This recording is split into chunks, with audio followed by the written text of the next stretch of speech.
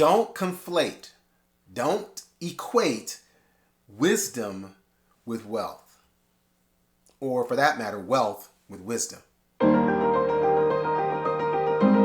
Grace and peace, everybody. Welcome. This is it. Last part of this 5-part series on giving back. And yes, that's a very important principle. Good algebra to remember. Don't equal wealth to wisdom. Because the Bible literally has a story of a rich fool. Just because you're rich doesn't necessarily mean that you got it all right up here. See, in the story that we're going to look at today, Jesus was trying to paint a very important picture because he knows how easy it is for us to see things and put value on what we see. So if we can see that thing, and then there are people who have those things, there's a value that we put on them. And consequently, then there's a value that we put on people who don't have. So he was like, look, it doesn't matter where you're leaving a hat or a house. Leave a spiritual legacy. And if you can, leave those things. But more importantly, let's be mindful. Don't confuse what we leave or what we have with who we are. See, in Luke chapter 12, verse 16 and 17, Jesus, he spake a parable unto them, saying, the ground of a certain man, a rich man, brought forth plentifully. And he thought within himself, saying, what shall I do?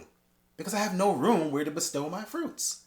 Now, clue number one, that while this guy was rich, he wasn't necessarily righteous, because the parable says he thought to himself. So you see a principle starting. He's not talking to God. He's not tapping into the source of wisdom. He's clearly tapped into a way or a means or an avenue of wealth, but he's not wise. He's looking to himself. So now, because he thinks he's got this stuff, he's the one who has to figure out how to keep it, what to do with it. So that goes on now to verse number 18 and 19, where he says, this will I do. I will pull down my barns and build greater.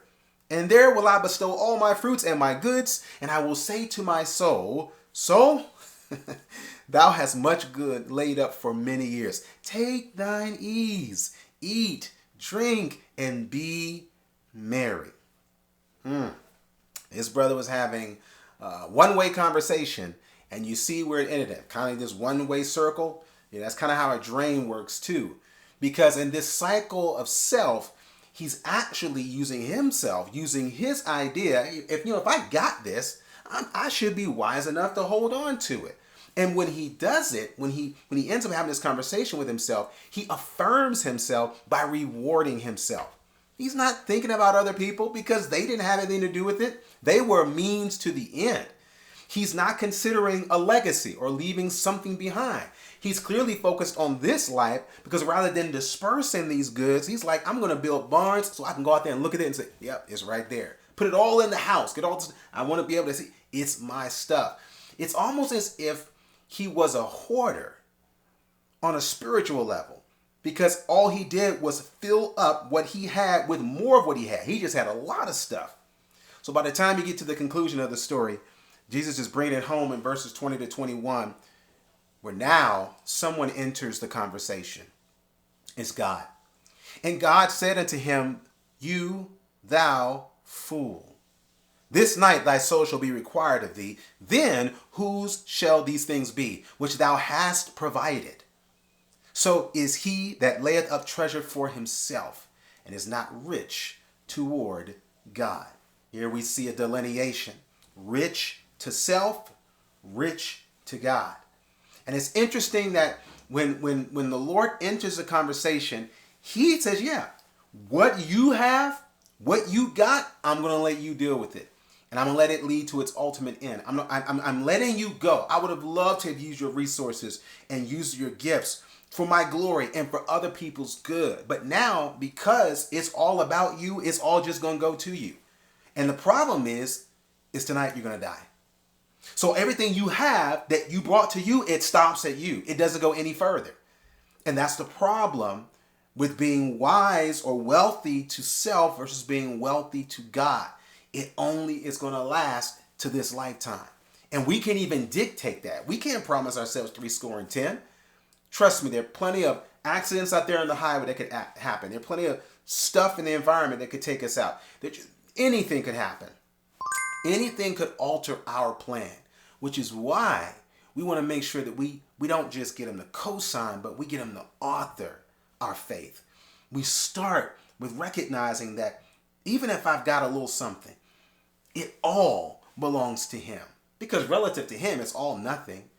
But because of him, he is willing to give us whatever he desires to give to us. We want to ask and pray that we would be rich towards God.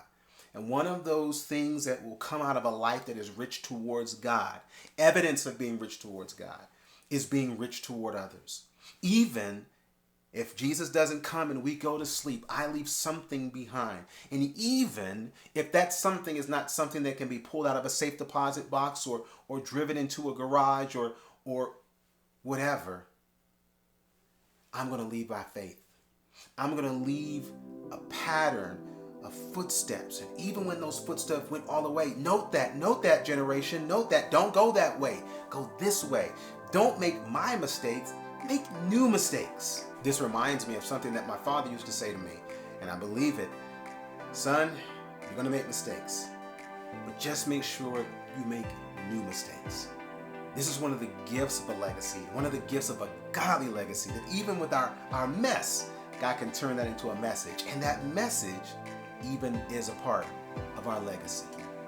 And this is a legacy that we can leave behind that our children and the children after us will only really see the benefit when we all meet up there together with the one who's rewarding all of us from his bonds, except those will never fade.